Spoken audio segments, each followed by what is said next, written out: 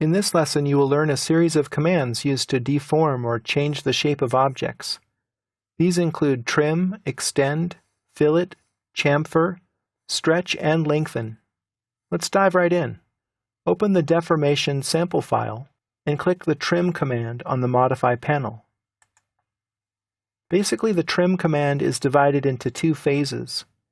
In the first phase, you're prompted to select trimming edges.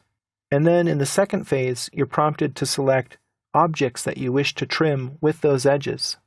So I'll go ahead and select these two objects as trimming edges, and then I'll press Enter to move on to the second phase of the command. It says Select Object to Trim, so I'll go ahead and click right here, and that is trimmed off where it crosses the trimming edge.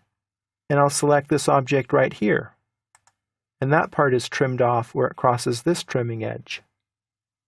If I click here, nothing will happen because no trimming edge passes through that particular segment. I'll press Enter to end the command. There's a more efficient way of using trim, and I'll show you this shortcut.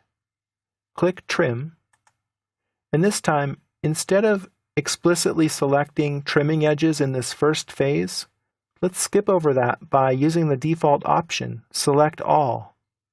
All you have to do to execute that option in the angled brackets is press Enter. So just press Enter, and you move on right away to the second phase. Now all the objects in the drawing are potential trimming edges. So I can go ahead and click on objects to trim them. The part that I click is the part that gets deleted. I'll press Enter to end the command. Extend is like the sister command to trim, and it's located on the same flyout.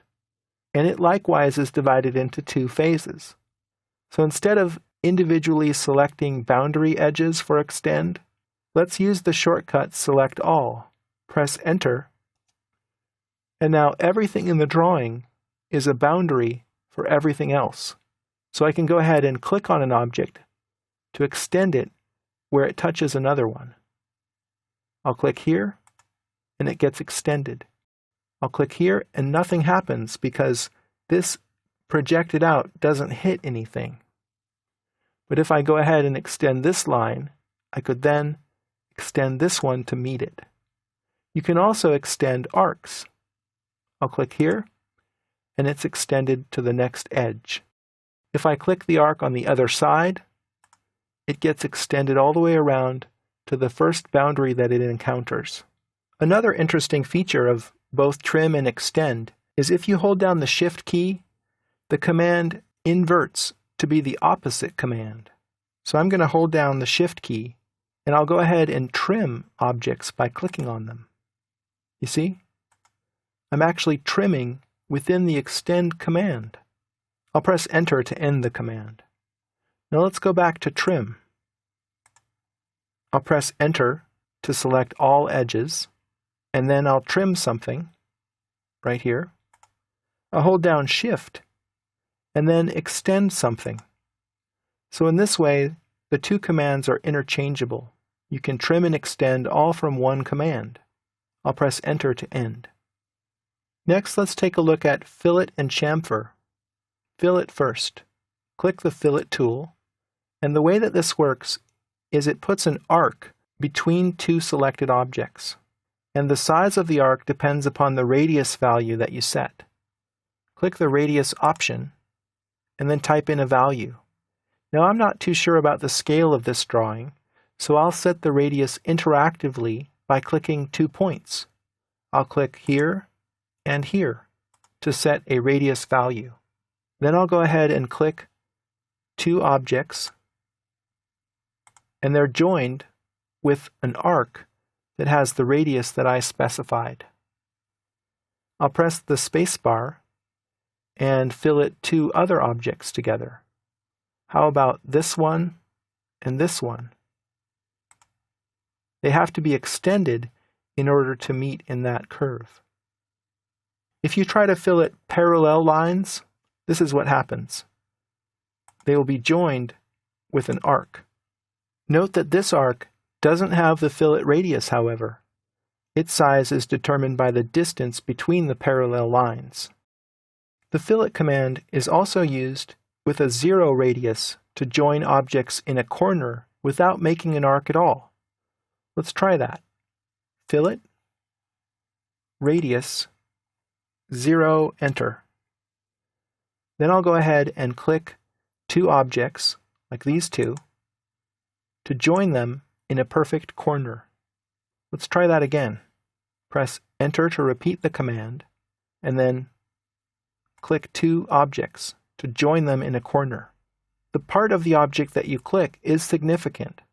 Let me undo and repeat fillet.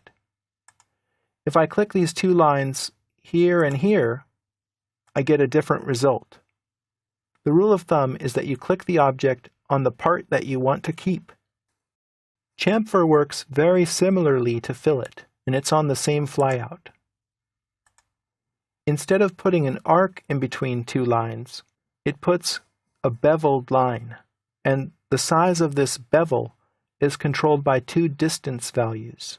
Click the distance option, and then either type in a numerical distance or specify one by clicking 2 points. I'll press enter to move on to the next prompt, and then I'll go ahead and chamfer two lines together, and it creates this bevel. I can do that again. I'll press enter, and I'll chamfer these two lines together, and again they're created with an additional line segment between them. Let's take a look at the stretch command. This is an unusual command because the way that you select objects is unique. You have to select objects using a crossing window. So if I wanted to stretch this arc and these two lines, I'd have to go down here, click a point, and create a crossing window. Press enter to get out of select objects mode, and then specify an arbitrary base point. Move the cursor and you'll see that you're stretching those objects.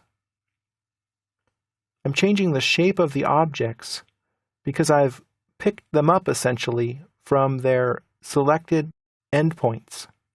I'll click again to end the stretch command. Let's try that again. Stretch. I'll click here and create a crossing window. Press enter, click a base point, move the mouse, and click again. Lengthen can be used to elongate lines and arcs, but it doesn't change their orientation like stretch does. You can find lengthen by using the modify slide out, and it's right here. Lengthen. Let's lengthen some objects using a percent value. I'll click the percent option, and I'll type in 150 for 150%. Press enter, and then click on an object. I'll click right here, and the object is lengthened 150%.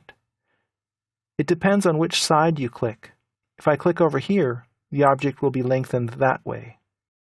If I click on this arc, it will be lengthened on this side 150%. Lengthen is preferred if you want to be sure that you don't change the orientation of an object. I can just make this longer and it stays at the same angle, whereas stretch will change the angle and the length at the same time. In summary, you have learned how to deform objects using a series of specialized commands. It's a good idea to practice using these tools on your own so that you develop your intuition about choosing the right tool for the job.